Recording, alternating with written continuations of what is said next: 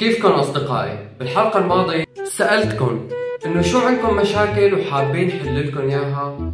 تعرفوا إن حل المشاكل، فخلينا نشوف شو عندكم مشاكل لحتى نحلها. عندنا صبية عم تقول جورج واي بده يسافر ثابت، وأنا ما بدي إياه يسافر ويتركني.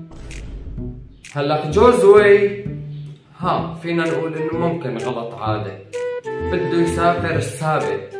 صديقتي الثابت هو عبارة عن تمرين بيستخدموه بالنادي، هيك هو الثابت مشان تعمل عضل وصدر. كمان مسامحة فيها، بس يتركني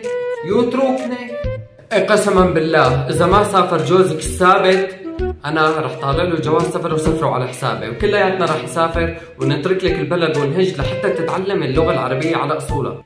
اصلا انا ما بعرف كيف جوزك تجوزك، يعني انه شو خطر له لحتى انه اخذك. يعني انت عندك بدال السبت الثابت هو تمرين، يعني انا محله برفع دعوة فورا عليك لحتى طلقك بارضها، مو بس تسافر على الصين، سافر على اخر الكوكب. فعزيزتي مشكلتك ابدا ما لها حل، واذا زوجك غير رايه وبطل يسافر فانا اليوم ان شاء الله راح اقنعه انه يسافر ويرتاح منك. أصدقائي على كل حال هون نكون حلينا مشكلة الصبي وانتهى الريل.